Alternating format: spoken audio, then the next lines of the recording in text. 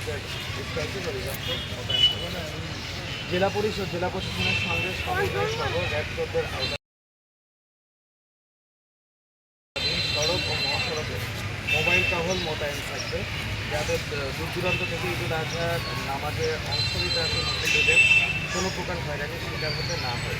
এছাড়াও র্যাবদের আওতাধীন বিভিন্ন গুরুত্বপূর্ণ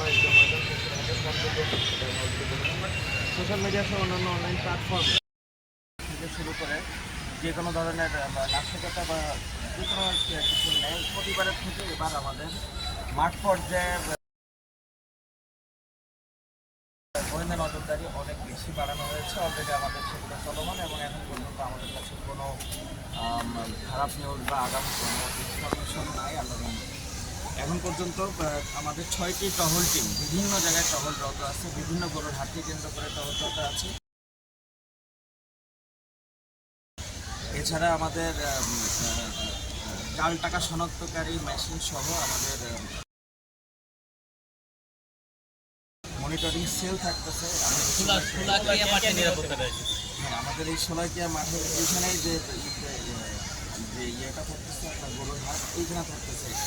আর শোলাকিয়া মাঠকে কেন্দ্র করে আমাদের যে মূলত ব্যবস্থাগুলো সেগুলো হচ্ছে কন্ট্রোল রুম, এছাড়া ওয়াশ